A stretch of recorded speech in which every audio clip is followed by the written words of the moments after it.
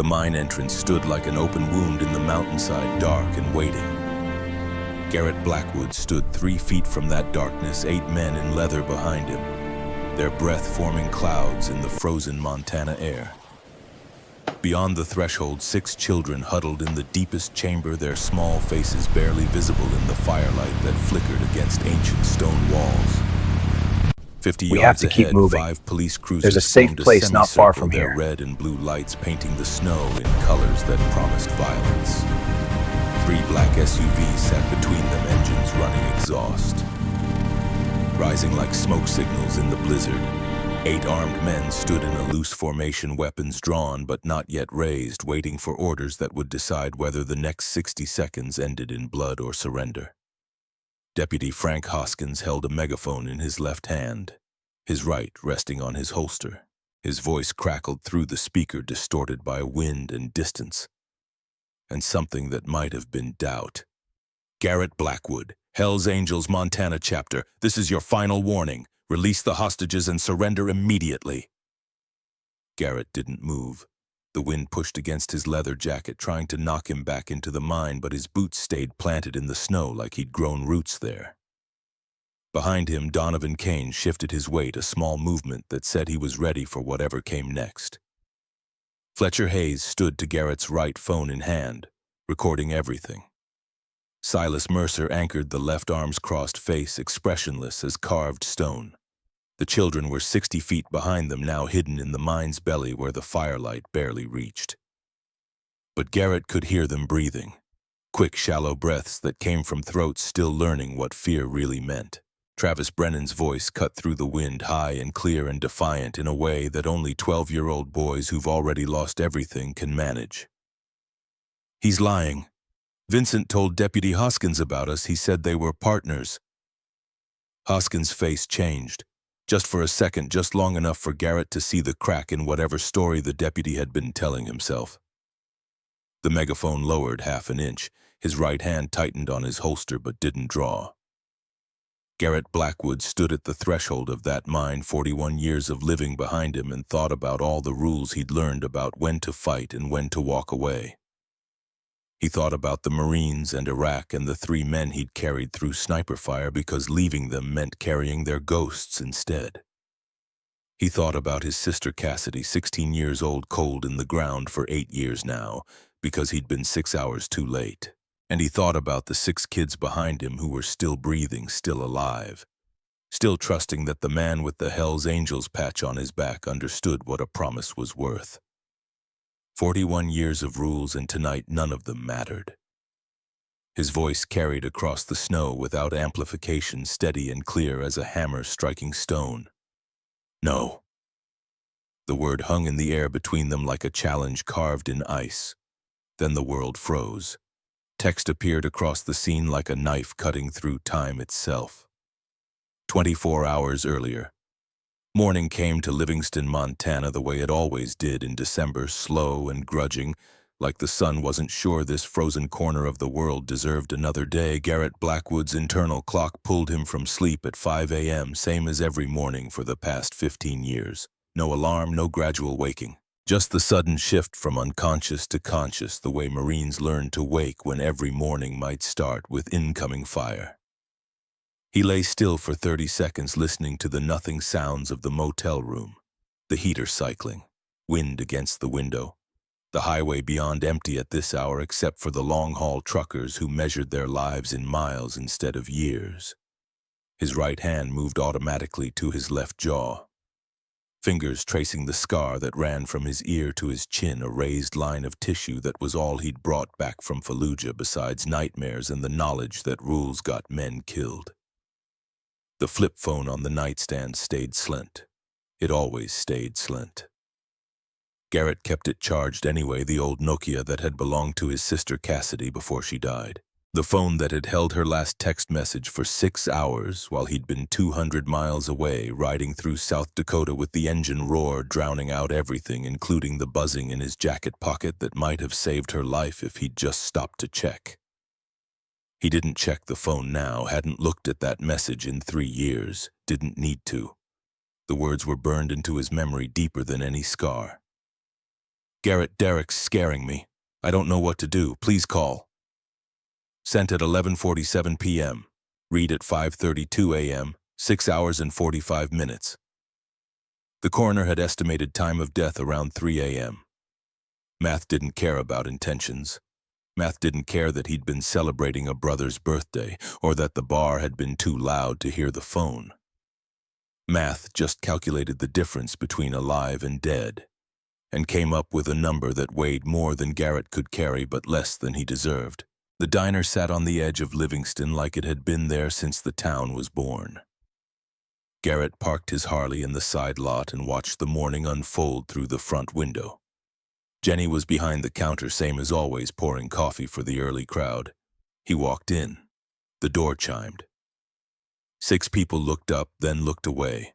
Garrett took his usual booth back to the walleyes on both exits. Old habits from Fallujah that never died. Jenny appeared with coffee black, no sugar. Usual Reaper? Yeah. She studied him with eyes that had seen too much to be fooled. That chair by the window's been wobbly for a week. You got the hands to fix it? Garrett looked at his scarred hands.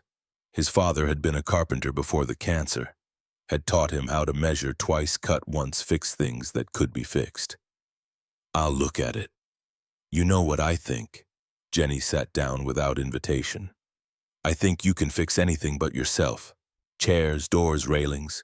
But whatever's broken inside you, you just carry it around like it's supposed to be there. Some things aren't meant to be fixed, just maintained. That's the saddest thing I've heard all week. She stood, walked away. Garrett ate without tasting. A man at the counter knocked over his stool. The crash cut through the breakfast noise like a gunshot. Garrett's hand moved to his waistband before he could stop it, body reacting before brain caught up. For a second, he was back in Fallujah, 2007 IED smoke clearing, ears ringing. He forced his breathing steady. 4 seconds in, 4 seconds hold, 4 seconds out, the VA technique that worked like aspirin on a bullet wound. When he left, he fixed Jenny's chair. Took 10 minutes. She watched from behind the counter, arms crossed, not saying anything. At the door, she called out, "Whatever you're running from, I hope you know you can't ride fast enough." Garrett climbed on his bike and rode into the storm that was gathering in the north. Jenny was right. You couldn't outrun ghosts. They rode passenger, always had, always would. Highway 191 cut through the Gallatin National Forest like a scar through living tissue. Garrett rode north with no destination, just the need to move. The blizzard came fast, the way Montana storms always did. 1 minute gray sky, the next snow so thick he could barely see 10 feet ahead. Smart men turned around. Garrett kept riding. Then he saw it. A dark streak across the snow. Blood. His brain registered it before conscious thought caught up. Too dark for mud, too liquid for frozen earth. He stopped. Followed the trail. More blood, tire tracks where a heavy vehicle had spun out. Branches broken, a path of violence leading into the trees. Garrett drew his Sig Sauer, checked the chamber, and moved into the forest the way he'd cleared buildings in Fallujah, slow, cautious, ready. 50 yards in, he found the hunting shed. Old rotting door hanging open. He approached from the side, weapon up. Checked windows, empty frames, checked corners. No movement. He pivoted into the doorway. The shed's interior was darker than the storm. His flashlight beam swept across dirt floor, old shelves, then stopped at the ceiling. 3 women hung from a wooden beam suspended by ropes under their armpits, hands zip-tied behind their backs. Snow had blown through broken windows, settling on their hair like frost. They looked like sculptures of suffering. Garrett's hand didn't shake. His mind shifted into the cold mode that had kept him alive in Iraq. He holstered his weapon, pulled his knife, moved to the first woman. She was breathing.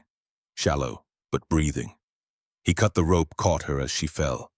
Her eyes opened, saw his face, saw the Hell's Angels patch.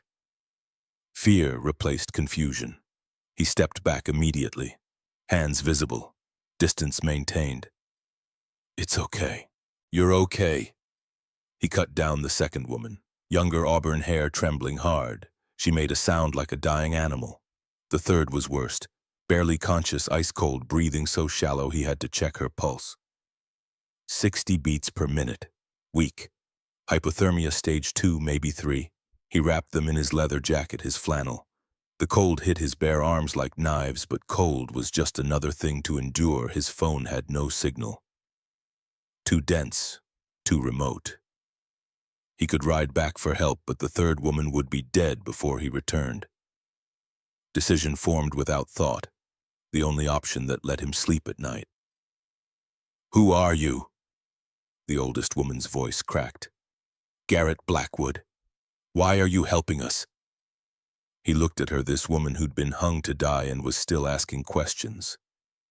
"Because you're still alive, and I'm here. That's all the reason there is." She studied his face. "We need to leave. There's a garage about 2 miles north." "We can't," she said. "There are children, 6 children. If we're here, they'll go after them next." Garrett's hand stopped. "What children?" The story came out in broken pieces. 3 women who worked child protection in Bozeman, a trafficking network they'd been investigating. 6 kids moved to a safe house before the women were taken, hung up to die in a shed while the blizzard erased evidence. Vivian Hartley, 42, director of the center. Paige Sullivan, 33, social worker whose cousin's daughter, Rosie, was one of the 6. Sophie Grant, 28, newest to the work, weakest from the cold. 6 kids, Travis Brennan, 12, Hannah Mitchell, 11, Dylan Matthews, 10, Rosie Sullivan, 9, Noah Jackson, 9, Molly Brennan, 8. Hidden in a cabin in Bridger Canyon, 40 miles away, and the traffickers knew or would know soon. "One of the men who took us," Vivian said. "Vincent Kroger, former detective fired for corruption. If we call local law, it goes through his people." Garrett knew Kroger. 10 years ago, Kroger had arrested him for a bar fight, had looked at him in the holding cell and said, "You'll die in a cell or on the road, biker trash." "We can't trust local law," Garrett said. "So I make a different call." He pulled out his phone. 1 bar, weak signal. He dialed Donovan. "This better be good, Reaper. It's barely dawn. Need the brothers, Livingston, bring warmth and wheels." "How bad?" 3 women traffickers, former cop involved, 6 kids probably being hunted." Pause. "This puts the club at risk." "I know." "You sure?" Garrett looked at the women, thought about Cassidy's text, 6 hours too late. "I'm sure. We're coming. 1 hour." Garrett found an old sled, made a bed of tarps, loaded the unconscious Sophie. The 2 others walked stumbling through snow. The journey to the garage took 15 minutes that felt like hours. Inside the abandoned garage, Garrett built a fire in a metal drum, wrapped the women in every scrap of fabric he could find. Sophie's breathing strengthened slightly. Maybe, or maybe wishful thinking. Vivian told him everything. 3 months of documenting patterns, 6 weeks of tracing vehicles. 2 weeks ago, the decision to hide 6 at-risk kids. 3 days ago, the phone call, "You've been busy. That stops tonight." Professional abduction. Clean. Meant to look like they'd gotten lost in the storm. Except Garrett had found them. "Where exactly is the cabin?" he asked. "Bridger Canyon. Blue door. Small off-grid, belonged to my uncle." When she finished, Garrett sat against the cold cinder block, processing intel the way he'd learned in Iraq. Strip emotion. Focus on facts. Build tactical picture. 6 kids 40 miles away. Traffickers closing in. Corrupt law providing cover. No way to call help without it going to wrong people. And him, 1 Marine with a Hells Angels patch and a phone full of brothers. The math was bad. But Garrett had learned in Fallujah that sometimes you took a mission not because you could win, but because the alternative was carrying the weight of not trying. Through the garage door crack, he saw shapes in the distance. Headlights cutting through snow, the low rumble of engines that sounded like thunder. He stepped outside, the cold hit like a physical blow. He counted lights. 2, 4, 6, 8, 10, 12. 12 Harley-Davidsons emerged from the blizzard like cavalry. They stopped in a semicircle, engines idling. Men climbed off, leather-clad, moving with casual confidence of people who'd survived worse. Donovan Kane came first, 6'2", 200 pounds, 45 years old, VP of the chapter. He looked at Garrett standing shirtless in the snow and didn't ask stupid questions. "How bad, brother, and bad enough you came?" Donovan pulled a leather jacket from his saddlebag, tossed it. Can't have our Reaper freezing before the fun starts.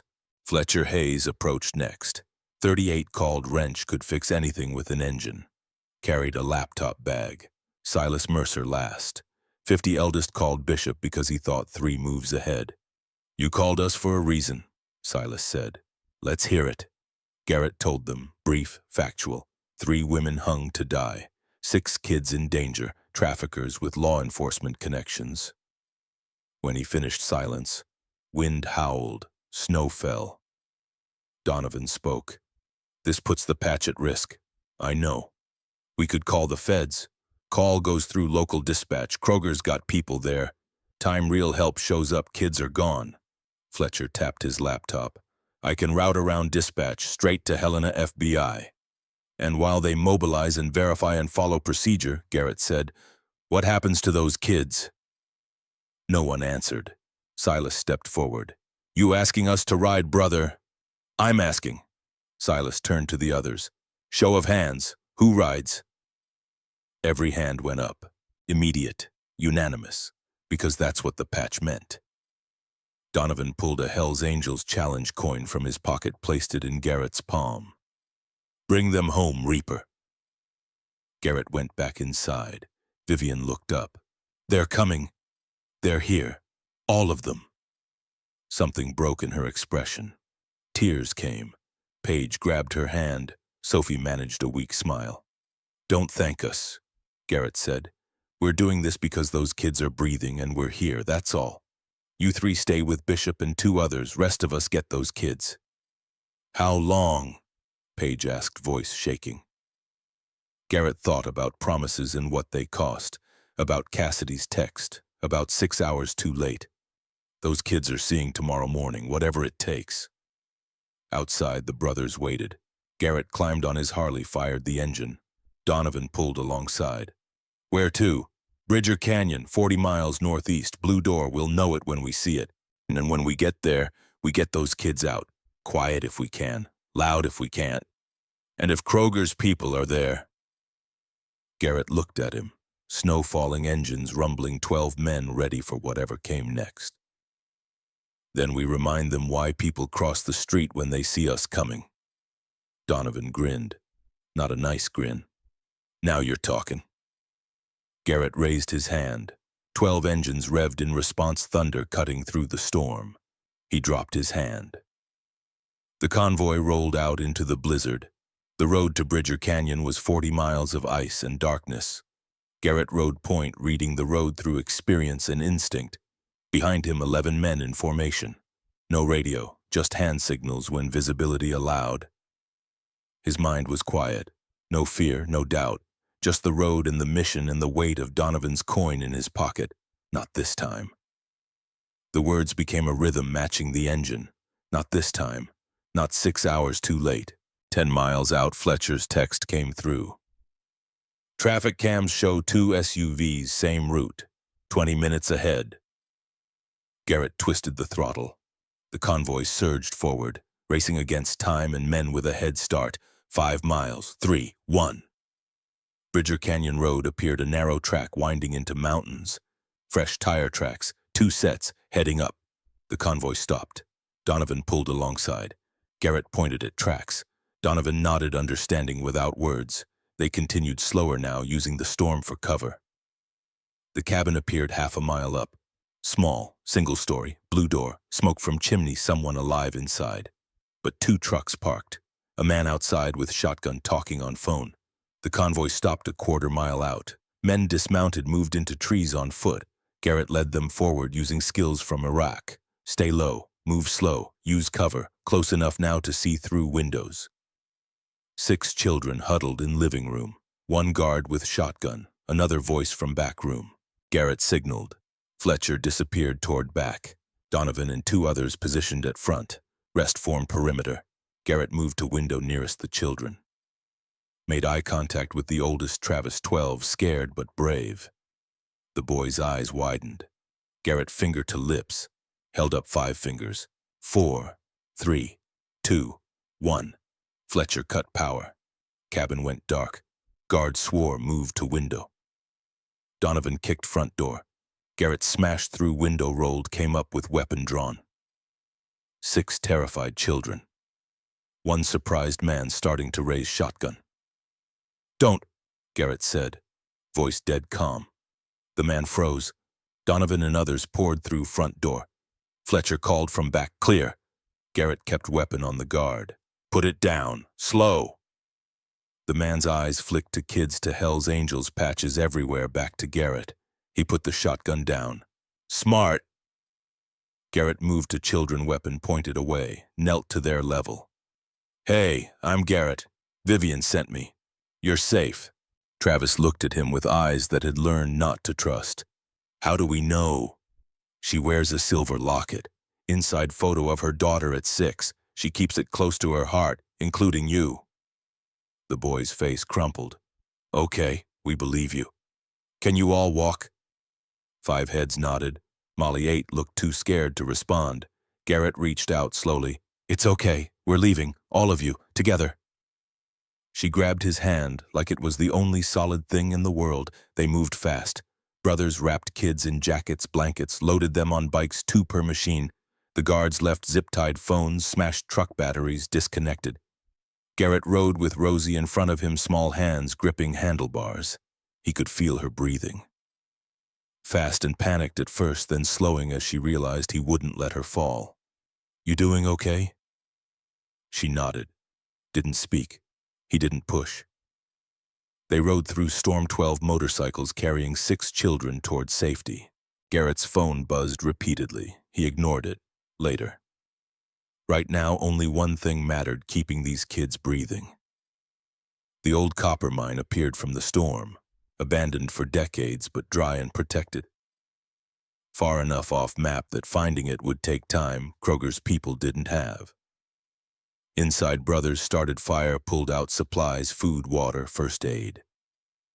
Kids huddled together slowly, warming slowly, believing they might be safe. Garrett stood at mine entrance looking out at storm. Phone showed 17 missed calls. Federal number. "Fletcher's doing." He dialed back. "This is Agent Rebecca Carver, FBI, Helena. Who is this?" "Garrett Blackwood. You're looking for 6 kids. I've got them." Pause. "Mr. Blackwood, we have units responding to possible kidnapping." "It's not kidnapping, it's rescue. Kids are safe. Women taken 3 days ago are safe. Man you want is Vincent Kroger, former detective running trafficking out of Bozeman." Longer pause. "How do you know this?" "Because I cut those women down from the beam they were hanging from. And I just pulled 6 kids out before Kroger's people could disappear them. You want details, I'll give them. But you need to understand something." "What?" "I'm not the enemy. If you send local law, good chance they're on Kroger's payroll. You want these kids to testify, want this to stick, you come yourself. People you trust, no one else." Very long pause, papers rustling. "Mr. Blackwood, I served in Marines. Fallujah, 2006, I know your name. You carried 3 men through sniper fire, got Silver Star." Garrett said nothing. "I'm coming. With team I've personally vetted. ETA 2 hours, can you hold position? We'll be here. Those kids you saved, they're lucky you were on that road. Luck had nothing to do with it." He ended the call. Inside, kids were eating slowly, carefully. Travis sat apart watching Garrett with eyes full of questions. Garrett walked over, sat, didn't speak. After a minute, Travis spoke. "Why'd you do it? You don't even know us." "You're right, I don't. So why?" Garrett looked at the boy, thought about Cassidy, the text 6 hours too late, 8 years carrying ghosts. "I had a sister, Cassidy. She was 16. Someone hurt her. She called for help. I didn't answer in time." He stopped, swallowed. "I can't fix what happened to her. Can't bring her back. Can't undo those 6 hours, but I can make sure you 6 don't become another story that ends wrong. That's why." Travis was quiet. "Then I'm sorry about your sister." "Me too, kid." They sat in silence. Fire crackled. Storm raged. 11 men in leather stood guard over 6 children, learning that sometimes the world had people who showed up when it mattered. 2 hours later, headlights. Federal vehicles. Agent Carver stepped out, looked at assembled bikers' children, Garrett standing between them. She walked forward slowly, hands visible. "Mr. Blackwood." "That's me. I'm Agent Carver." She looked past him at children. "They okay? Physically, mostly. Everything else takes time." She nodded, turned to her team. "Get blankets, water, medical, gentle. These kids have been through hell." Her people moved efficiently. Garrett watched children transferred to federal custody, watched justice machinery start turning. Carver came back. "We need statements. From you, your associates. We'll cooperate." "Good. Because what you did saved 6 lives, maybe more once we trace Kroger's network, but you also put yourselves in legally gray area." "I know. So I'm doing you a favor, writing this up as civilian rescue. Good Samaritans in right place, your club's involvement mentioned minimally. Conditional on you not becoming a problem." "Wasn't planning on it." "Good." She paused. "Off record, that silver star, you earned it." Garrett said nothing. She extended hand. He shook it. By dawn, storm cleared. Children safe in federal custody. Women reunited with them. Kroger somewhere learning his network had holes, and men with badges who couldn't be bought were coming. Garrett stood at mine entrance watching federal vehicles drive away carrying 6 kids toward futures that wouldn't include him. "Hell of a night," Donovan said. "Yeah. Think those kids will be okay. They've got a chance. More than 12 hours ago. And you," Garrett touched his jaw scar. Thought about Cassidy's text, 6 hours too late. How he'd never answer that call in time no matter how many kids he pulled from dark. "Same as always, just carrying what I carry. Maybe tonight you're carrying a little less. 6 kids worth." They mounted bikes. 12 engines started as one. Rode out as sun rose, painting snow gold and red. 6 children were breathing. 3 women going home. For a man who'd spent 8 years learning to live with failure, that was something close to enough. The road stretched ahead. Engine rumbled beneath him. Garrett rode into whatever came next. You kept moving. The federal vehicles were still visible in distance when Garrett's phone rang. Not his smartphone. The old burner. Only 3 people had the number. One was Donovan 10 feet away. One was dead. That left one. He answered without speaking. "Blackwood." The voice was smooth, educated, expensive suits and money made in ways never showing on tax returns. "You've been busy tonight?" Garrett's hand tightened. He knew this voice. 10 years ago, holding cell after Kroger arrested him. A lawyer who'd appeared without being called, who'd smiled like he knew secrets that would destroy you. "Who is this?" "Someone who pays attention. Someone who noticed 6 children vanished from a trafficking pipeline my associates invested considerable resources establishing. Someone very disappointed in Vincent Kroger's failure to clean up." Garrett walked away from others out of earshot. "What do you want? To make something clear. Those children are witnesses now. Federal witnesses, protected. Touching them creates problems we don't need. So congratulations, Mr. Blackwood, you've won this round." "Then why call?" "Because wins are temporary. 6 kids are a setback, not defeat, and I want you to understand something." Voice dropped, lost smoothness, became harder. "You cost us money, made us look weak. In our business, perception is everything. So while those children are safe, you are not. Neither are your brothers, neither is anyone who helped you. Is that a threat? It's a promise, not today, not tomorrow, but eventually, when you're not expecting it. When you've let your guard down, that's when you'll learn what it costs to interfere with us." Line went dead. Garrett stood in snow phone to ear, feeling weight of words that weren't quite death sentence, but close enough. Around him morning was beautiful, the way mountains after storms are. Clean edges, sharp light, the kind of day where nothing bad could happen. He knew better. Donovan approached. "Problem?" "Someone knows what we did, someone bigger than Kroger." "How much bigger?" "Big enough they called to threaten instead of just showing up. Big enough they consider 6 kids a setback instead of disaster." Garrett pocketed phone. "We kicked a hornet's nest. Some of those hornets have stingers we can't see coming." "You thinking we should have walked away?" Garrett looked toward where federal vehicles had disappeared. 6 children breathing because 12 men decided some things were worth risk. No, I'm thinking we need to finish what we started. Those kids are safe. Feds have Kroger in sights. What's left? Fletcher found GPS data on Kroger's vehicle. 7 locations, 7 missing kids cases. 6 of those kids are still out there. Still missing, still in system, and whoever just called me is why they're never getting found. Donovan was quiet. Then, you're saying we don't stop at 6. 6 was tonight's count. Real numbers higher. Someone needs to care. Feds will care. That's their job. Feds will investigate, file paperwork, build cases. While they do that, those kids are merchandise being moved through pipeline we just disrupted. You think whoever called me leaves witnesses? Those kids have time for proper procedure. Donovan looked at assembled brothers still riding high on mission adrenaline. You're talking about going after whole network, not just Kroger, people above him. I'm talking about not stopping until every location Fletcher found gets checked. Until every kid that can be saved gets saved. Until whoever called me learns threatening us was biggest mistake in his profitable career. That's not rescue anymore, Reaper. That's war. I know. Garrett met his eyes. I know I'm asking too much. You all rode out for one night, one mission, so I'm not asking you to come. I'm just saying I'm not done. Donovan shook his head, something like smile touching scarred face. Brother, you're worst liar I've met. You think we rode 40 miles in blizzard to turn around when it gets complicated? You think that patch means we show up for easy fights? This isn't your fight. It wasn't yours either until you decided it was. That's how this works. One of us steps up, we all step up. He raised voice. Brothers, council, now! 11 men gathered breath steaming in cold air.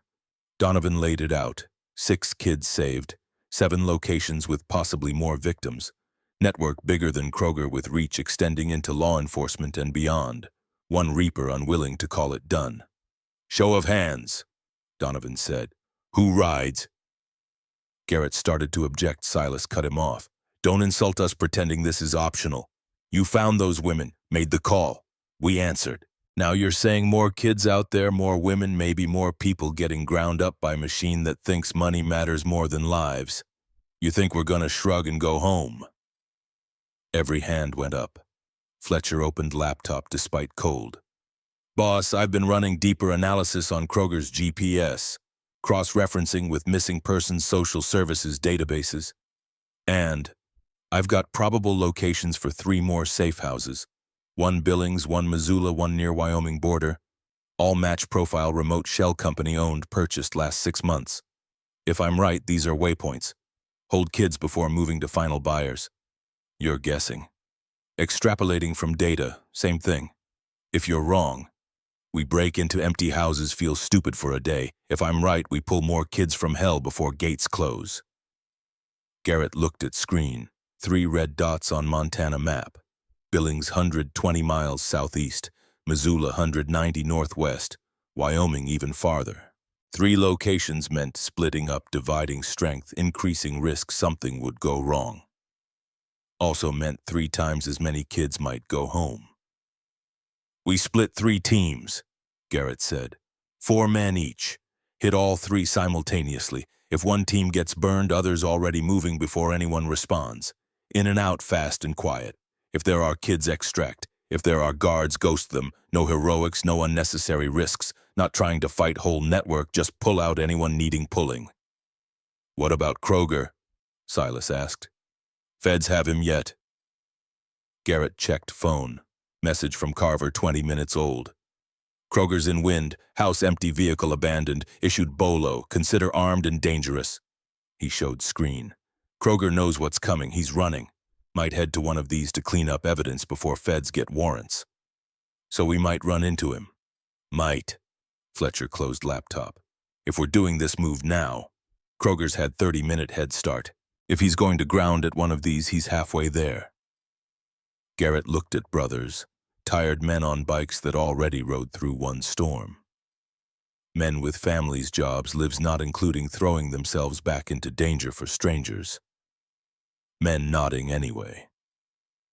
Billings team, Garrett said. Ironside wrench axle hammer. Your tech and muscle.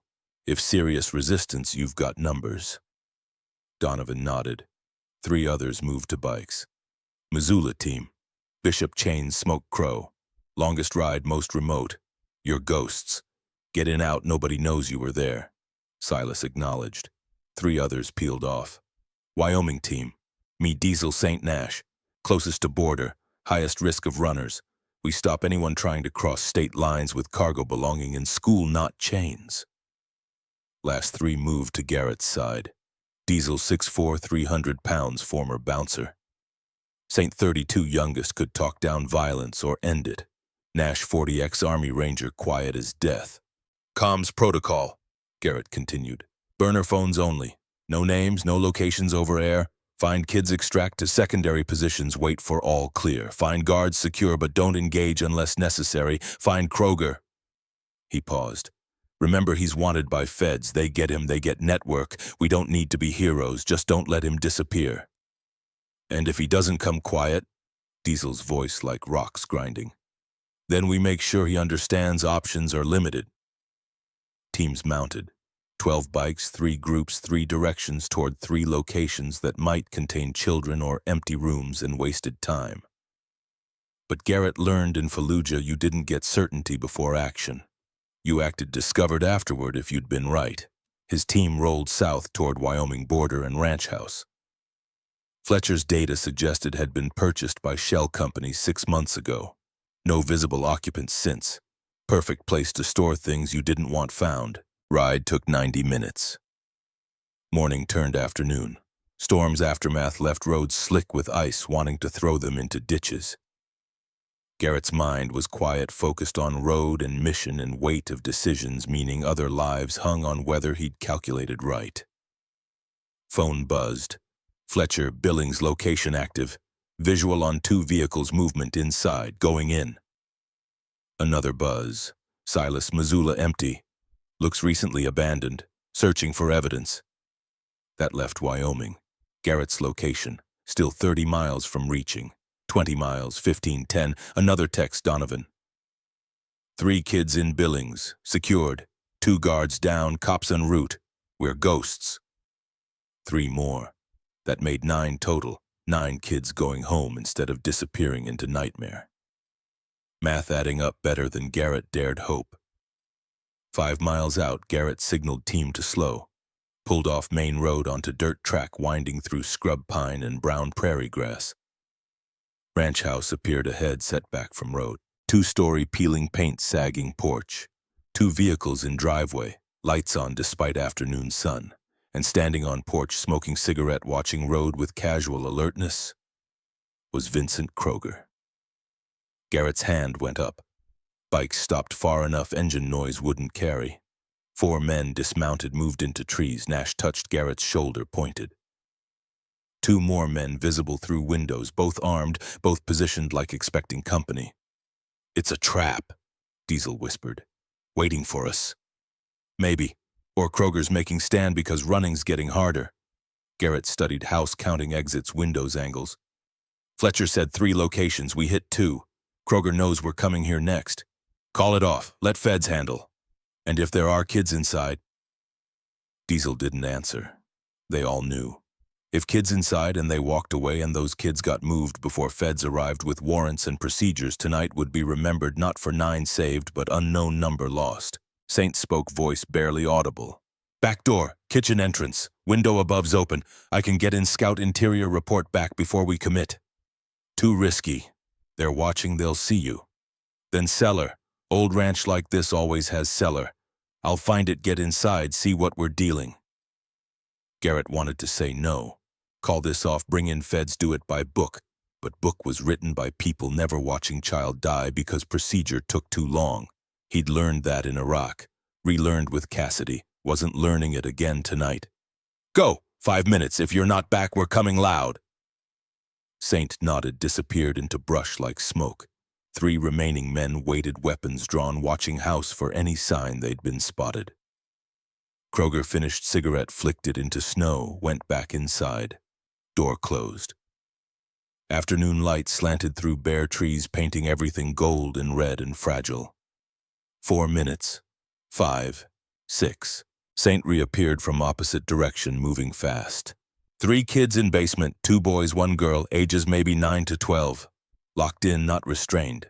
Kroger and 2 others upstairs. They've got serious hardware AR-15's body armor. Not planning to negotiate. Exits. 3. Front back cellar door I came through, all monitored from main room. Plan? Saint smiled. Not nice. I left cellar door unlocked. We go in through there, get kids out, same way Kroger never knows till we're gone. And if he checks basement while we're extracting, then we improvise. Terrible plan. Too many variables, too much could go wrong, but Garrett ran worse in Fallujah and survived. At least this time mission was saving kids, not killing insurgents. Let's do it. They moved through brush to cellar entrance. Slanted doors set in ground like tornado shelter. Saint had propped open with rock, slipped inside one at a time, descending wooden stairs creaking under weight. Basement dark and damp, smelled of earth and rot.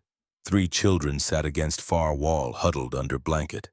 When Garrett's flashlight found them, they didn't scream, just stared with eyes that stopped expecting rescue. Garrett knelt in front, keeping distance, letting them see he wasn't coming closer without permission. "Hey, I'm Garrett. These are my friends. We're here to get you out." Oldest kid boy, maybe 12, shook head. "Door's locked.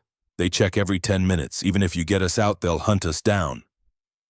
"Not if they don't know you're gone for an hour. By then you'll be with people who can protect you." "How?" Garrett pulled out phone, showed Agent Carver's contact. "Federal agents. Real ones. Not locals, might be on payroll. You'll be safe, I promise." Boy studied him, looked at Hell's Angels patch on Garrett's jacket. "You're bikers." "Yeah. People say bikers are dangerous. Some are, some aren't. Tonight we're kind who get kids home. That work for you?" Boy looked at 2 younger children, back to Garrett. Made decision. "Okay." They moved quickly. Saint led them up cellar stairs while Garrett and others formed protective barrier between kids and any threat from above. Cellar doors opened onto afternoon sun, bright as heaven after basement dark. Moved through scrub brush toward where Nash stayed with bikes, keeping low quiet. 50 yards from house when voice called out behind. "Blackwood." Garrett turned. Kroger stood on back porch, AR-15 in hand, but not raised. Not yet. "That's far enough." Garrett put himself between Kroger and kids who Diesel and Saint were already moving toward bikes. "Let them go, Kroger. This doesn't have to get messy." "Already messy. You made it messy sticking your nose in business that wasn't yours." Kroger's face haggard, man who'd seen world collapse in single night. "Those kids are inventory, paid for. Promised to buyers who don't take disappointment well. Then those buyers gonna be disappointed. You know what happens now, network comes down on all of us. You, me, everyone involved. They'll make examples, public ones. That's on you, Blackwood." "No," Garrett said. "That's on you. You built this, took kids, turned them into merchandise, hung 3 women to die in shed. What happens next is exactly what you earned." Kroger's rifle started to come up. Garrett's hand moved to pistol. Time slowed, eternal second before violence, where everything could still go either way, where one man's choice determined whether people died or walked away. Then Nash's voice cut through moment calm as snow falling. "I've got 308 on you, friend. Scope puts your left eye in my crosshairs from 200 yards. You raise that rifle another inch, I put round through your brain before you can blink." Kroger froze. Garrett couldn't see Nash, didn't know where he'd positioned, but recognized voice of man who'd made that shot 1,000 times and wouldn't hesitate to make it 1,001. "Your choice," Garrett said. "Put rifle down, walk away, take chances with feds. Or raise it and Nash turns your head into memory. Either way, those kids are leaving." Kroger's jaw worked. Eyes burned with rage and fear and terrible understanding he'd lost everything and no way to get it back. Rifle lowered. He set it on porch. "This isn't over." "Yeah, it is. You just haven't accepted it yet." Garrett backed away, keeping eyes on Kroger till he reached bikes. 3 children already mounted, holding tight to Diesel and Saint. Nash materialized from tree line, no rifle visible, but Garrett didn't doubt it existed. Fired engines rolled out, leaving Kroger standing on porch watching Empire burn. Ride back to Livingston took 2 hours. Rendezvoused with other teams at truck stop outside town. Donovan's team had 3 kids. Silas found evidence at Missoula location documents, hard drives enough to trace Network's full scope. Garrett's team brought 3 more. Total 15 children. Merchandise 12 hours ago. Witnesses now. Agent Carver arrived with convoy of federal vehicles. She looked at assembled bikers at 15 children, cleaned up and fed, but still wearing haunted eyes, expression unreadable. "Mr. Blackwood, we need to talk." They walked away out of earshot. Carver lit cigarette, offered one. Garrett shook head. Hadn't smoked in 10 years, wasn't starting tonight. "You've had busy day," she said. "We got lucky." "Lucky, right." She blew smoke into cold air. "Let me tell you how this looks from my perspective. 15 kids extracted from 3 locations we didn't have on radar. Evidence taking down Network stretching across 4 states. Vincent Kroger in custody as of 30 minutes ago. His own men gave him up for deals. And 12 bikers who, according to official records, were never anywhere near any of this. That a problem? Should be. Chain of evidence questionable. Defense attorney's gonna scream illegal search. I've got no good explanation how these kids were found except series of anonymous tips straining credibility." She looked at him. "But you know what, I don't care. Because those 15 kids are alive, and alternative was they'd be sold to highest bidder and never seen again. So officially this was good police work and lucky breaks. Unofficially, if you ever need anything, you call me. Because what you did today saved more lives than most cops manage in career. And I don't forget debts." She walked back to her people. Garrett stayed watching controlled chaos of federal agents processing 15 children, taking statements, making calls, transforming tonight into paperwork that would eventually become justice. Brothers were packing ready to ride. Donovan approached exhaustion written in every line. "We done Reaper." Garrett thought about phone call that morning. Voice promising retaliation. Network Kroger was part of but not leading. They'd cut deep tonight, but deep wasn't same as all the way through. For now, that's not an answer. Only one I've got. He looked at his brother. "We saved 15 kids tonight, made world little less awful for few hours, but that voice on phone person running Network above Kroger, they're still out there, and they know our names now. So we watch our backs. We watch our backs, watch each other's, and if they come for us, we make them wish they hadn't." Donovan nodded. Gripped Garrett's shoulder. "Good ride, brother. Best one yet." 12 bikes rolled out of parking lot as sun set, splitting at highway, each man heading to whatever home or life or ghost they carried. Garrett rode alone. Road stretched ahead, empty and cold and endless. Phone buzzed. Unknown number. "You've made an enemy, Blackwood. We'll be seeing you." He deleted it without responding. Let them come. He'd be ready. If he wasn't well, he'd been living on borrowed time since Fallujah anyway. Every day since that IED was gift he hadn't earned. If it ended because he'd chosen to save 15 kids, seemed fair trade. Miles fell away. Garrett rode into darkness, past place where Cassidy died, past shed, where he'd found 3 women hanging, past all moments where he could have turned away and didn't. Ghosts rode with him, same as always. But tonight they were quieter. Like maybe just for few hours they'd decided to give him peace. It wouldn't last. Peace never did. But Garrett learned to take what he could get when he could get it, not ask for more than Road was willing to give. 15 kids were safe tonight. That was enough. It had to be. The call came at 3 a.m. 2 weeks after night they'd pulled 15 children from Kroger's network. Garrett was awake when phone rang because he was always awake at 3 a.m. hour when ghosts walked loudest and sleep felt like surrender. Agent Carver's voice was tight, professional, but underneath ran current of something Garrett recognized from Fallujah. Sound of someone delivering news that changed everything. "Blackwood, We've got problem. Garrett sat up, bare feet on cold floorboards. Talk to me. Vincent Kroger's dead. Suicide in his cell, allegedly. Bedsheet noose. Happened 4 hours ago. I just got call. You don't sound like you believe it was suicide. I don't. Kroger was cooperating, giving us names, dates, locations, looking at 20 years with possibility of parole if he kept talking. Men like that don't hang themselves, they deal. So someone got to him.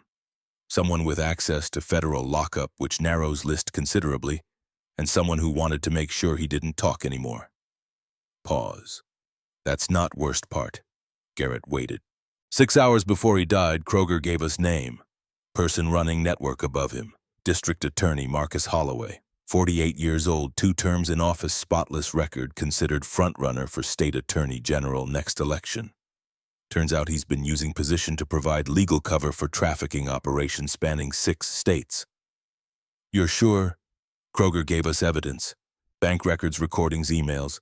Enough to arrest Holloway 6 times over. We were supposed to bring him in this morning. Another pause. He's gone. House empty, family claims haven't seen him in 2 days, vehicles abandoned at airport. He knew we were coming. Someone tipped him off. Someone in my office or someone in Kroger's cell. Either way, we've got leaked dead witness and DA in wind who knows every legal trick in book and has resources we can only guess at. Carver's voice dropped. And Blackwood, before Kroger died, he passed message to his lawyer. 3 words, tell the Reaper. What's the message? They're coming back. Garrett stood, walked to window. Outside, Livingston slept under streetlights turning snow orange. Peaceful, quiet, kind of night where you could almost forget monsters existed. They're coming back for the kids, he said. That's our assessment. 15 witnesses who can testify about network's operations. Holloway can't let them live, not if he wants to disappear cleanly. He'll tie up loose ends, then vanish into whatever hole he's prepared. We've got kids in protective custody spread across 3 locations, federal marshals on each. But Holloway knows system, knows how we protect witnesses, and he's got 2 weeks to study their locations, routines, vulnerabilities. So you're calling to warn me? Calling to ask for help? Officially, I can't. Officially, you're civilians with no role in ongoing federal investigation. But unofficially, voice hardened. Unofficially, those kids trust you, ask about you. And if Holloway comes for them, I want every advantage we can get, including 12 men on motorcycles who've already proven they'll ride into hell for people they don't even know. Garrett looked at reflection in window glass. 41 years old, scar on jaw, eyes that seen too much and never found way to unsee. Behind him in dark room, Cassidy's flip phone sat on nightstand, silent as gravestone. Where are the kids? Can't tell you that. Federal witness protection protocols. Then I can't help you. But I can tell you where they're not. Not at Helena Safe House because we closed that facility last year. Not at Billings location compromised 6 months ago. And definitely not at old mining facility near Butte, decommissioned and shouldn't appear on any current database.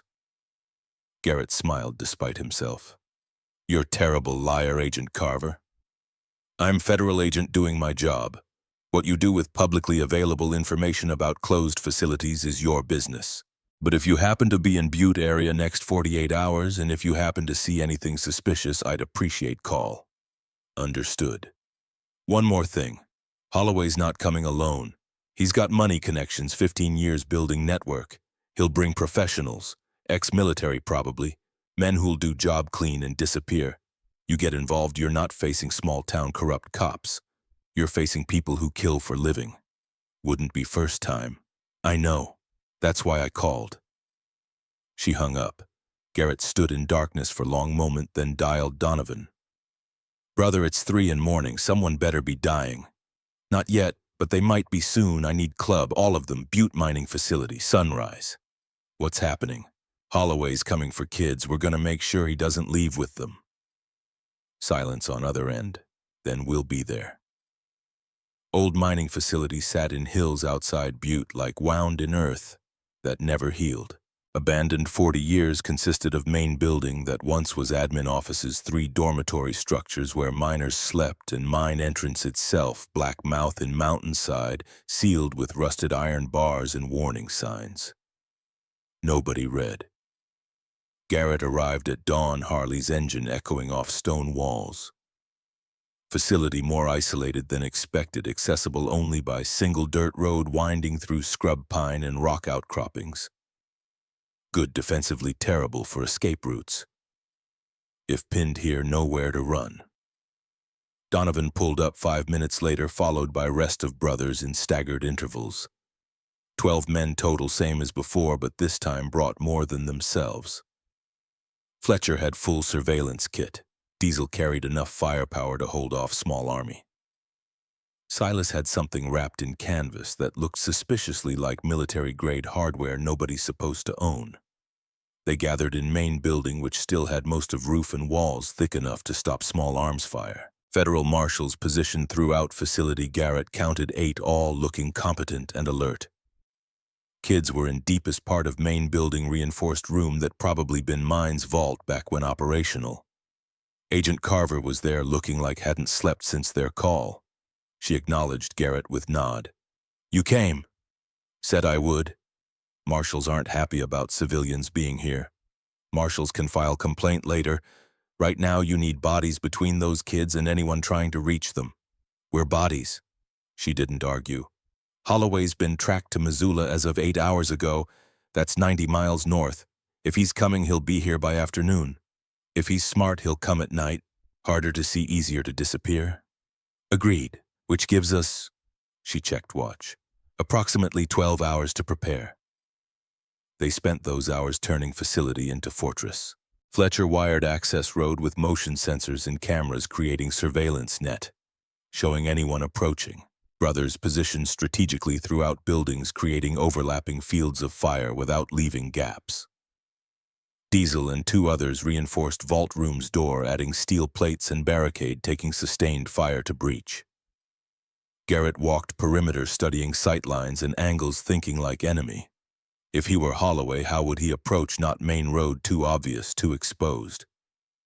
Through hills, probably using terrain for cover, hitting at dusk when light played tricks and shadows became threats. Fast insertion, overwhelming force, extract targets before anyone could mount organized defense. That's what Garrett would do. Probably what Holloway would do too. By noon, ready as could be. Kids secured marshals, positioned brothers had assigned sectors. Now came hardest part, waiting. Garrett spent it with kids. 15 pulled from the network were together in vault room, playing cards, trying to pretend this was normal. Travis Brennan recognized him immediately. "You came back." "Said I would." "People say lots of things they don't mean." "I know. I'm not one of them." Garrett sat on floor, back against wall. "How you holding up?" Travis shrugged. 12, trying to be brave. "They said we're safe here. Said bad people can't find us. You believe them?"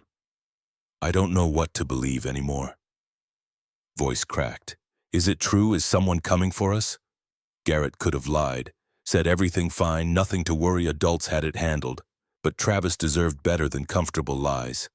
"Yeah, someone's probably coming, but here's what you need to understand. There's 8 federal marshals here. Professionals who do this for living. There's 12 of us. We've been in worse spots. And every single person in this building has decided keeping you safe matters more than keeping themselves safe. You understand what I'm saying? You're saying you'll fight for us. Saying we'll do whatever it takes. And I need you to trust that. Can you do that?" Travis looked at him for a long time, then nodded. "Yeah, I can do that." Rosie Sullivan appeared at Garrett's elbow. 9-year-old Paige had fought so hard to protect. She didn't say anything, just leaned against him, small and warm and trusting in a way that made Garrett's chest tight. "You scared?" he asked. She nodded. "Me too." She looked up with eyes too old for her face. "But you're still here?" "Yeah, I'm still here." "Why?" Same question Travis asked 2 weeks ago, and Garrett's answer hadn't changed. "Because someone needs to be. And tonight that someone is us." They came at 7 p.m. just as sun dropped behind western hills and shadows turned facility into maze of dark and darker. Fletcher's sensors picked them up mile out, 8 vehicles moving slow lights off using terrain for concealment. "We've got company," Fletcher announced through radio. "Multiple vehicles, tactical approach. They're not trying to hide anymore. They know where we are." Garrett moved to position at main building's entrance weapon, ready, heart rate steady. This was familiar territory, not Fallujah, but close enough. Moment before contact when everything could still go either way, when mission lived or died based on decisions made in next 60 seconds. Vehicles stopped half-mile out just beyond effective rifle range. Doors opened. Men emerged, dark shapes against darker landscape. Garrett counted through binoculars. 20, maybe 25, all moving with coordination of professionals who'd done this before. "We're outnumbered 2-1, Donovan said quietly beside him. "I noticed. You got plan. Same plan as always. They want kids, they come through us. They come through us, they learn why that's mistake. Not much of plan, brother. Best I've got." Attackers split into 3 groups, one moving toward main building from south, one circling east toward dormitories, one heading west trying to flank and cut off any escape route. Professional tactics, textbook encirclement. Garrett keyed radio. "All positions hold fire till they commit. Let them get close enough to invest, then make them pay for every foot." Waiting was worse than action. Watching dark shapes move through darker terrain, knowing each step brought them closer, knowing in few minutes night would erupt into violence and chaos and someone would die and no way to know who till over. South Group reached main building first. 10 men, body armor, assault rifles, night vision goggles, moved up front steps in tight formation, stacking on door, preparing to breach. Garrett let them reach door, let their point man touch handle, let them think they'd made it this far unopposed. Then Fletcher triggered claymores. Explosion lit up night, turned shadows to stark relief, caught assault team in open with nowhere to hide. 4 went down immediately. Rest scattered, diving for cover, returning fire blind into darkness where brothers waited. This was it, the moment. Garrett stepped into doorway, weapon up, and started making decisions about who lived and who didn't. Fight lasted 17 minutes. That's how long it took for 25 professionals to realize they were fighting 12 bikers and 8 federal marshals who'd had all day to prepare and weren't interested in losing. That's how long for them to understand money they'd been paid wasn't worth dying in forgotten mining facility over kids they'd never met. They broke. Not all at once, but in ones and twos, men deciding surviving mattered more than completing mission. Fell back to vehicles, loaded wounded, disappeared into night same way they'd come. Garrett lowered weapon, ears rang from gunfire, hands shook from adrenaline. Around him, brothers were checking each other, counting wounds, making sure everyone's still breathing. "Casualties," he called. "Saint took one in shoulder," Donovan reported. "Diesel's got shrapnel, nothing fatal. Marshals report 2 wounded, none critical. The kids, vault held. They're scared but alive." Garrett moved through smoke and chaos to vault room. Door scarred with bullet impacts but intact. He knocked. "It's Garrett. It's over. You're safe." Door opened. Travis looked out, pale but steady. Behind him, 14 other faces watched with careful hope of people who'd learned not to trust good news. "They're gone. They're gone. Are they coming back? I don't know, but if they do, we'll be here." Rosie pushed past Travis, wrapped arms around Garrett's waist, holding tight. He didn't know what to do with that, didn't have experience with kids seeking comfort, so he just stood there and let her hold on till she was ready to let go. Agent Carver appeared, phone to ear, coordinating with her people. When she saw Garrett, she nodded once. Acknowledgement, respect, recognition that didn't need words. But night wasn't over. At 8 p.m., single vehicle appeared on Access Road. No tactical approach, no attempt at stealth, just headlights cutting through dark announcing presence. Stopped 50 yards from main building. Driver's door opened. District Attorney Marcus Holloway stepped out. Hands raised, showing he was unarmed. "I want to talk," voice carried across distance. "No weapons, no tricks, just talk, 5 minutes." Carver was on radio immediately ordering snipers to acquire target marshals to establish perimeter, but Garrett was already walking forward alone, weapon holstered but ready.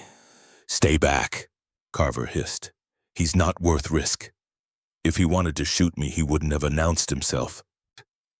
He met Holloway in space between buildings and vehicle, two men standing in no man's land under sky full of stars that didn't care about their problems.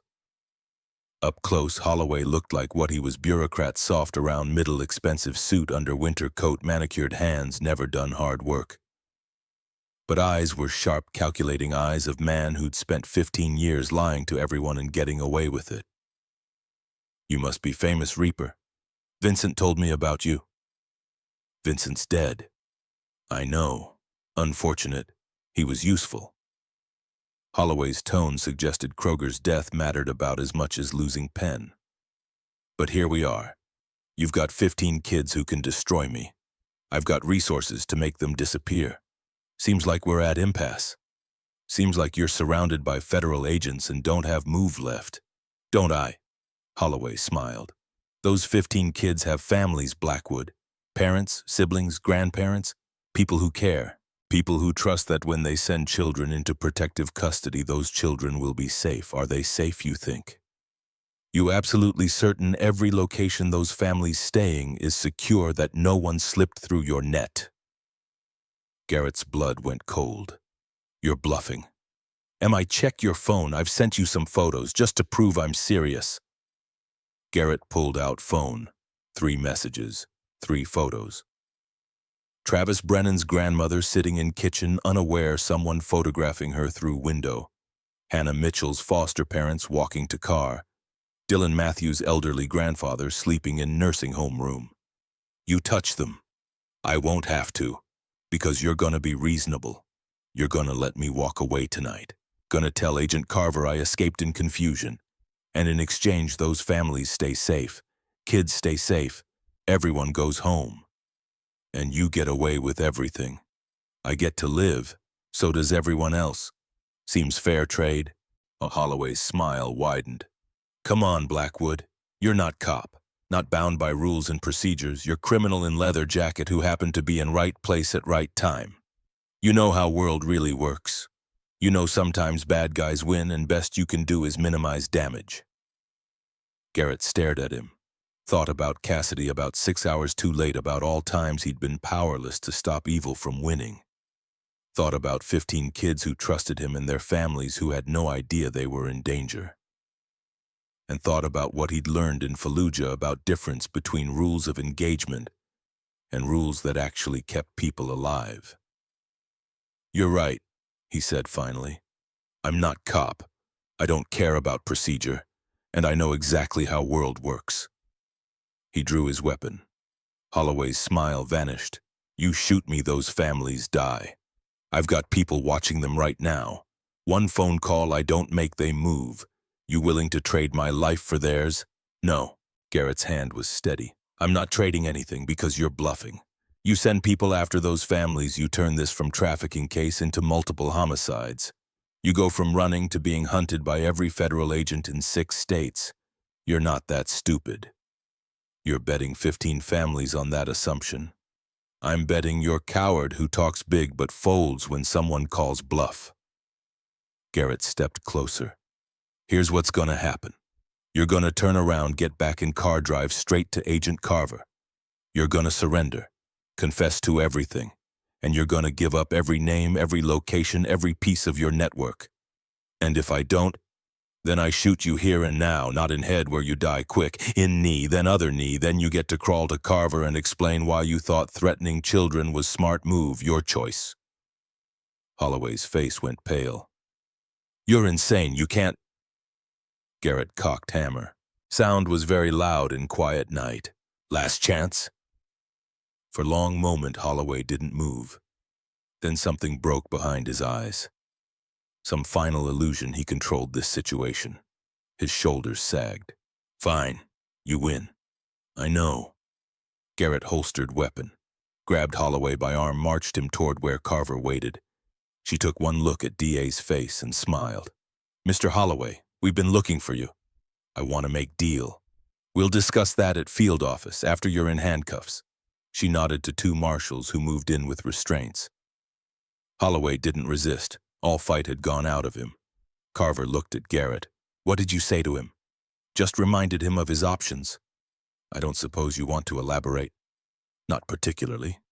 Fair enough. She watched Holloway being loaded into federal vehicle. This is it, you know. End of network. Between what we got from Kroger and what Holloway's about to give us, we'll roll up operations in 6 states. Probably save 100 kids over next year. Maybe more. Good. It's more than good, Blackwood. It's victory. You should feel proud. Garrett looked toward Vault Room where 15 children were slowly emerging into night that was finally genuinely safe. I'll feel proud when they get to go home and forget this ever happened. Some things don't get forgotten. They get lived with. Yeah. He touched scar on jaw. I know. Ceremony happened week later in conference room at FBI field office in Helena. Formal, official, kind of event where people wore suits and read speeches off prepared cards. Agent Carver presented civilian commendations to Hell's Angels MC Montana chapter for role in dismantling trafficking network.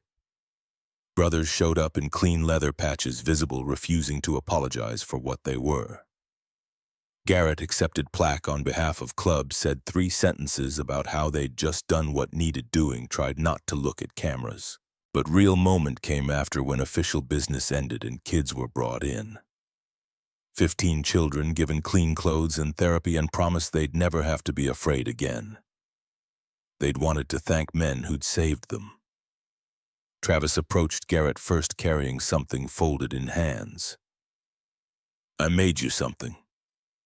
It was drawing, crude, done with markers but clear enough. Garrett standing in front of mine, entrance arms spread wide, 12 other figures behind him. Between Garrett and viewer, 15 smaller figures protected. It's you, Travis said. Standing guard, that's what you did, right? Stood guard so we didn't have to be scared. Garrett's throat was tight. He took drawing carefully like it might break. Yeah, kid, that's what we did. Can I ask you something? Sure. Your sister, the one who called and you didn't answer. Do you think she'd be proud of you now? Question hit harder than any punch Garrett taken in Fallujah. He looked at Travis, this 12-year-old who'd somehow figured out exactly what weight Garrett carried. I don't know, he said honestly, but I hope so. I think she would be. I think she'd say you kept your promise. I never made her promise. Yeah, you did. You just made it too late, but you kept it for us instead. Travis hugged him quickly, fiercely, then stepped back before Garrett could respond. Rosie came next, not saying anything, just taking his hand and holding it for a minute. Hannah gave him bracelet made of colored thread. Dylan saluted him, serious as soldier. Each of 15 kids found way to say goodbye, to acknowledge what happened, to mark moment when their lives changed. When they were gone, escorted back to families by federal agents who promised to keep them safe. Garrett stood in empty conference room holding drawing bracelet and weight that felt slightly lighter than it had 2 weeks ago. Donovan found him there. You good, brother? Oh, getting there. We did something right. You know that, right? We saved lives, made difference. I know, but it's not enough. It's never enough. Garrett folded drawing carefully, tucked into jacket. Cassidy's still dead. Those 6 hours are still gone. I still didn't answer phone. Saving 15 kids doesn't change that. No, but it means 15 kids get future she didn't. That count for something. Garrett thought about it. About Travis asking if Cassidy would be proud. About Rosie's small hand in his. About fight that cost nothing except time and fear and willingness to stand in doorway when everyone else walked away. Yeah, he said finally. It counts for something. They walked out together, club reforming around them, 12 men who'd ridden into hell because one of their own asked. Outside bikes waited, chrome and leather and promise of open road. Where to now? Silas asked. Garrett looked at highway stretching west toward all places he hadn't been yet. All roads he hadn't ridden. Somewhere out there, other people were in trouble. Other kids needed help. Other nights would come when choice was between walking away and standing firm. "Where we always go," he said. "Wherever road takes us." They mounted up. 12 engines started as one thunder that announced they were leaving but didn't promise they wouldn't be back. Because that's what Patch meant. That's what brotherhood meant. You showed up when needed, did what needed doing, and moved on without waiting for applause.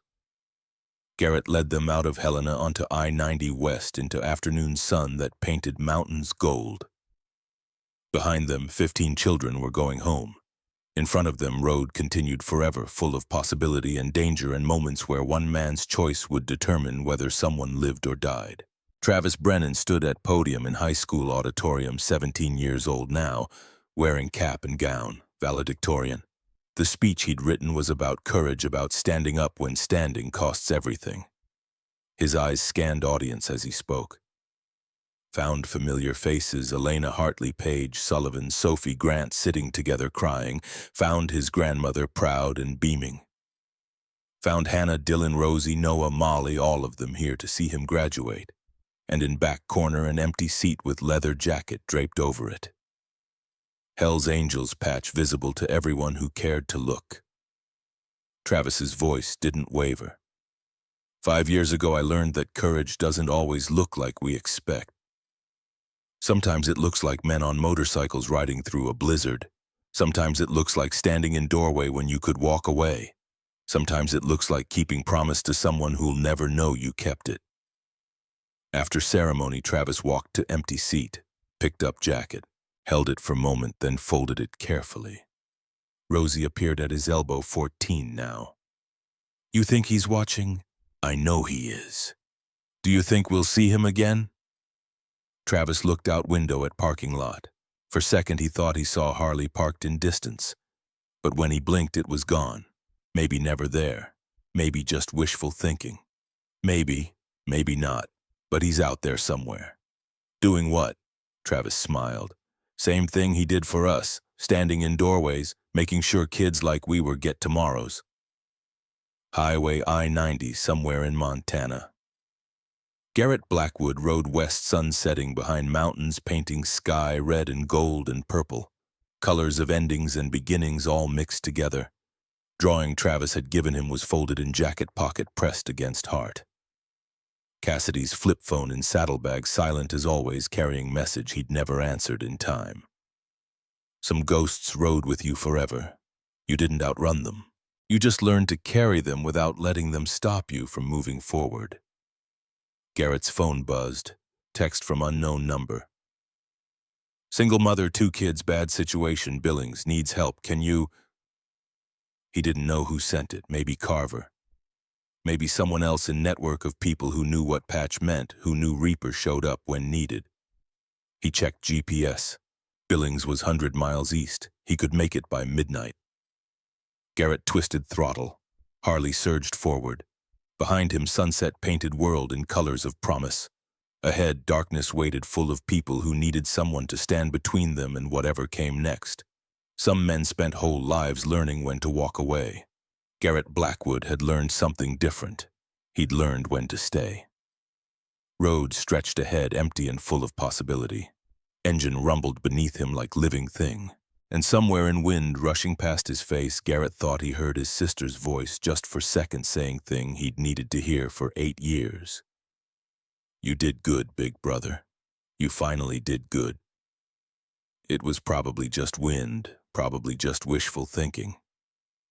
But Garrett let himself believe it anyway. He rode on. Sunset, stars came out, and one man in leather carried his ghosts and victories into whatever tomorrow would bring. Knowing road never really ended. It just kept giving you chances to be better than you were yesterday. That was enough. It had to be.